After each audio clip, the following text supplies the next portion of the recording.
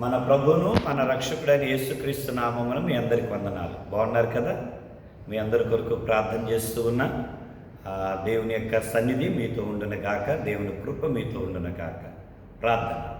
సర్వము ఎరిగిన సర్వ సృష్టికర్తమైన మా దేవ, నశించిన వారిని వెదకి రక్షించడానికి మనిషి కుమారుడిగా ఈ లోకానికి వచ్చి మా కొరకు నీ విలువైన ప్రాణమును అర్పించి నీ రక్తముతో మమ్మల్ని కడిగి నువ్వు పరిశుద్ధుడవై ఉండి మమ్మల్ని పరిశుద్ధపరిచినందుకు వందనాలు చెల్లిస్తూ ఉన్నా. అయ్యా, నీ సిలువ యొద్దకు మా భారమును తీసుకుని వచ్చి అయ్యా మా భారమును నీ సిలువ యొద్ద పెట్టినప్పుడు అయ్యా మా ప్రయాసని మా భారము నీపై వేసుకొని మాకు నెమ్మదిని, సంతోషమును, సమాధానమును, మాకు రక్షణ, ఆనందాన్ని కలగజేసిన మా గొప్ప దేవ, నీకు కృతజ్ఞతలు చెల్లిస్తున్నాం. ఏమిచ్చినా నీ రుణాన్ని మేము తీర్చలేము, కానీ విరిగి నలిగిన హృదయముతో అయ్యా ఇదిగో నిన్ను స్తుతించి ఆరాధించి మహింపరిచి నిన్ను హెచ్చిస్తూ మేము తగ్గించుకుంటున్నాం. నువ్వు ఎంతైనా నమ్మదగిన గొప్ప దేవుడవు, నువ్వు గొప్ప కార్యాలు చేస్తున్న గొప్ప దేవుడవు, అద్భుత కార్యాలు చేస్తున్న అద్భుతకరుడువైన దేవుడవు, ఆశ్చర్య కార్యాలు చేస్తున్న ఆశ్చర్యకరుడువైన దేవుడవు, అసాధ్యమైన వాటిని సాధ్యపరచువాడా. ఇదిగో నీ యొద్ద మేము నాయన నిన్ను సన్నుతిస్తూ ఉండగా నీ తలంపులతోనూ నీ కృపతోనూ నీ యొక్క అభిషేకముతోనూ నింపి నీ రాకడికి నన్ను మమ్మలను ఆయత్తపరిచి మీ నామంకే మహిమ ప్రభావాలు తెచ్చుకోమని మిమ్మల్ని హెచ్చిస్తూ మమ్మల్ని మేము తగ్గించుకుంటూ మా విమోచకుడును మా రక్షకుడు అని యేసునామని అడిగిపోతున్నాం తండ్రి, ఆమేన్. మంచిది. ఈ సమయంలో దేవుని వాక్యాన్ని చూద్దాం. కీర్తన గ్రంథాన్ని మనం కొన్ని మాటలు ధ్యానం చేద్దాం. ఈ రోజున సంఘంలో కూడా ఒక కీర్తన ధ్యానం చేస్తూ అందులో ఉన్న కొన్ని విషయాలను 107వ కీర్తన నుండి గత వారం ఈ వారం ధ్యానం చేయడం జరిగింది.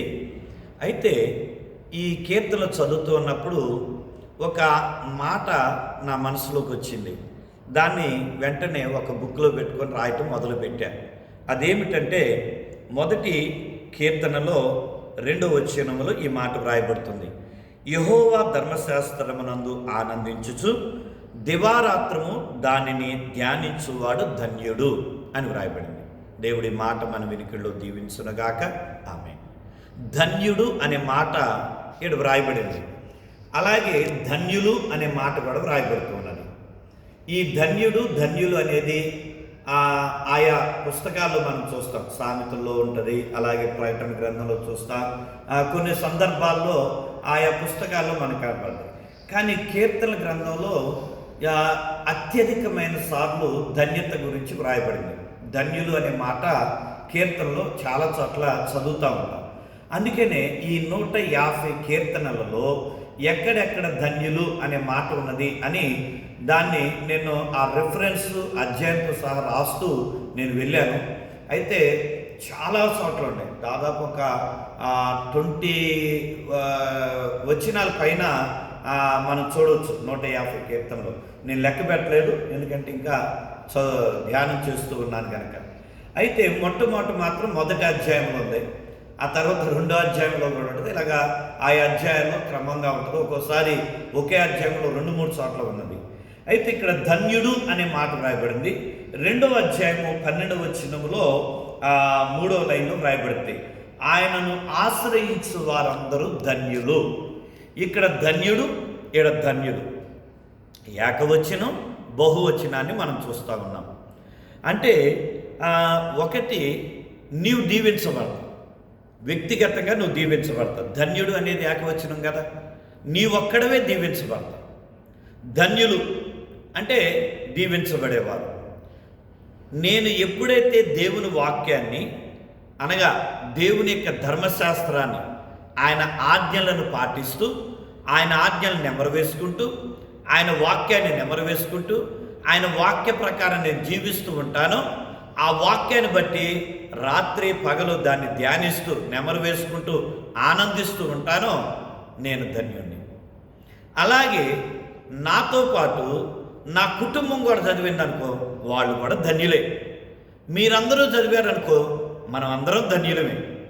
అలాగే ఆశ్రయించిన వారు, ఒకవేళ నేను దేవుణ్ణి ఆశ్రయించాననుకో, నన్ను బట్టి నా భార్య, నా కుమార్తె, మేమందరం కూడా దేవుణ్ణి ఆశ్రయించిన వారు కనుక మేమందరం కూడా ధన్యులమే. అంటే పర్సనల్గా ఇప్పుడు నేను బైబిల్ చదువుతూ ఉంటే నేను ధన్యుడిగా తీర్చబడతా ఉన్నా, అలాగే నేను బైబిల్ చదువుతూ నేను ప్రభువుని ఎరిగి ప్రభువుని వెంబడిస్తున్నా కాబట్టి నన్ను బట్టి నా భార్య నా కుమార్తె కూడా నన్ను వెంబడిస్తారు కదా, వారు కూడా ధన్యులే. ఎందుకంటే వారు కూడా దేవుణ్ణి ఆశ్రయించారు కనుక వారు ధన్యులే. కానీ దేవుని రాజ్యానికి వారసులుగా అంత ధన్యత వారికి రాల. వారు కూడా ఎప్పుడు ధన్యులు అవుతారంటే వారు కూడా ప్రభువునందు విశ్వాసాన్ని కలిగి రక్షణ కలిగి వారు కూడా దేవుని వాక్యాన్ని ప్రతిరోజు చదువుతుంటే వారు కూడా ఆ ధన్యతను అనుభవిస్తారు. అందుకనే ఈ మాటని మీ ముందు తీసుకొస్తూ ఉన్నా. ఒకటి, ధన్యుడు అనే మాట మనం చూస్తున్నాం. మనం చాలామంది కోరుకునే మాట ఏంటంటే నేను దీవించబడాలి, నేను ఉద్యోగంలో దీవించబడాలి, నేను వ్యాపారంలో దీవించబడాలి, నేను ఏ పని చేసినా అది విజయవంతంగా సక్సెస్ అవ్వాలి. అంటే మన కోరిక ఎప్పుడు ఎలా ఉంటుందంటే ఆశీర్వాదకరంగా సంతోషకరంగా ఉండాలి అనేది మన కోరిక. అలాగే మనం అందరికన్నా పైవారంగా ఉండాలి అనేది మన కోరిక. అందరిలో గొప్పవారంగా ఉండాలనేది మన కోరిక. మరి ఈ కోరిక కలిగినటువంటి మనం వారందరిలో మనం గొప్ప చేసుకుంటే ప్రయోజనం లేదు.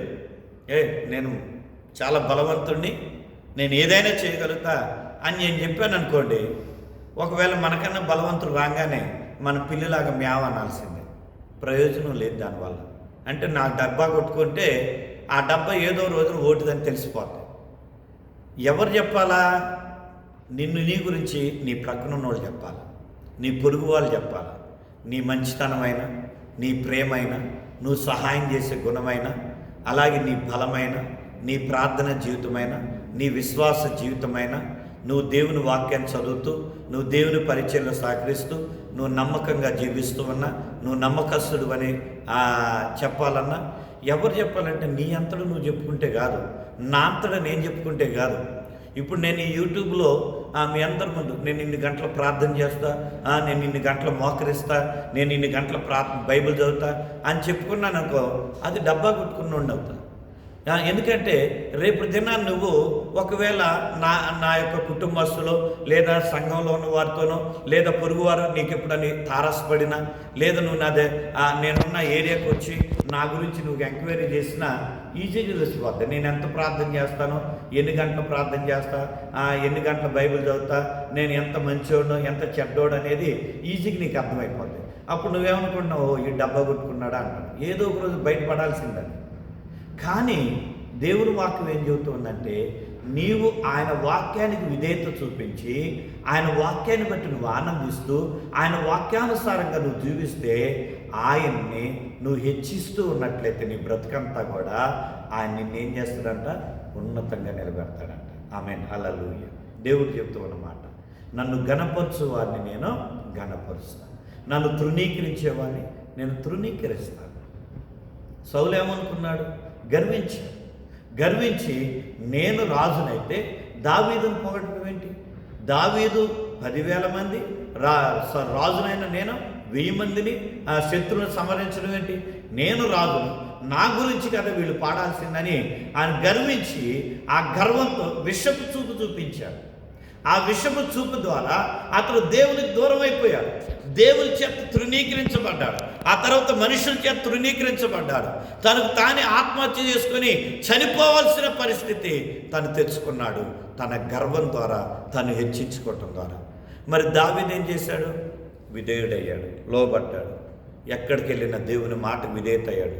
ఇదిగో నిన్ను రాజు అల్లుడిగా చేస్తాడంట, నేనే పాటోడిని, నేను రాజు కల్లుడిని అవటం ఏంటన్నా.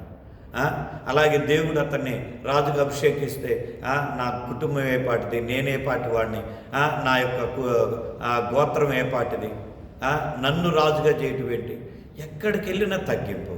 అలాగే సౌలుని దేవుడు అప్పగించాడు, చంపే స్థితిలో దావీదు ఉన్నాడు, మరణపు స్థితిలో సౌలు ఉన్నాడు. కానీ దావీదు అతను చంపల, అతడు దేవుని చేత అభిషేకించబడిన వాడని అతన్ని చంపకుండా వదిలిపెట్టాడు. తన ప్రాణం తీయాలని చూసే వ్యక్తిని కూడా ప్రాణం తీయకుండా అతడు వదిలిపెట్టాడు. అందుకని ఏం చేశాడు? దేవుడు అతన్ని హెచ్చించాడు, అతను ఉన్నతమైన స్థితిలో నిలబెట్టాడు. అతని ఘనమైన స్థితిలో నిలబెట్టాడు. ఆయన తరాన్ని దీవించాడు. ఆయన తరతరం దీవించబడింది. ఆయన యొక్క వంశావళిలో నుండి ప్రభువైన యేసుక్రీస్తు వచ్చాడు. ఆయన కుమారుడిగా యేసయ్య పిలువబడ్డాడు. దావీదు కుమారుడు అని యేసు ప్రభు పిలిపించుకోవటానికి ఇష్టపడ్డాడు. కారణం ఏంటంటే తన తగ్గింపు. ఎలా వచ్చిన తగ్గింపు? వాక్యాన్ని బట్టి ఆనందించాడు, వాక్యానికి లోబడ్డాడు, వాక్యానుసారంగా జీవించాడు, ప్రభువుని ఆశ్రయించాడు. అందుకని ఆయన ధన్యుడయ్యాడు. ఆయన తరమంతా కూడా ధన్యులై ఉన్నారు. ఆయనను బట్టే మనమందరం కూడా ధన్యులు. ఈరోజు నువ్వు కూడా దావీదు ఏ దేవుని ఆశ్రయించాడో ఆ దేవుని నువ్వు కూడా ఆశ్రయించినట్లయితే నువ్వు కూడా ధన్యుడివే. కాబట్టి ప్రియమైన దేవుని సంగమా, ఈ ఉదయకాల సమయంలో మనం జ్ఞాపకం చేసుకుంటూ ఉన్నాం. దేవుని వాక్యాన్ని మన దివారాత్రులు అనగా ఎప్పుడు సమయం దొరికినప్పుడు దానిని నెమరు వేసుకుంటూ బైబిల్ చదువుతూ, బైబిల్ చదివిన భాగాన్ని, విన్న వాక్యాన్ని మనం నెమరు వేసుకుంటూ దేవుణ్ణి ఆరాధిస్తే దేవుడు మన ధన్యులుగా దీవిస్తాడు. అలాగే ఆ వాక్యాన్ని ఆశ్రయించి వాక్యానుసారంగా జీవిస్తే దేవుడు మన ధన్యులుగా దీవిస్తాడు. అట్టి ధన్యమైన స్థితిని దేవుడు నీకు అనుగ్రహించి నిన్ను, నీ కుటుంబాన్ని దీవించునుగాక. ఆమేన్.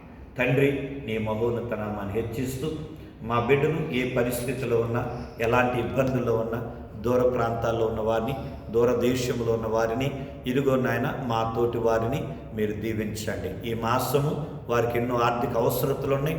ఆ అవసరతలన్నీ యేసు నామంలో తీర్చబడును గాక.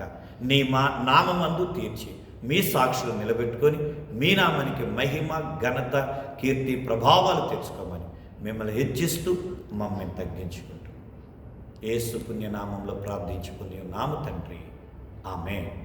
తండ్రి, కుమార, పరిశుద్ధాత్మ త్రియేక దేవుని సన్నిధి తోడయుండి దీవించునుగాక. Amen, amen, amen. May God bless you.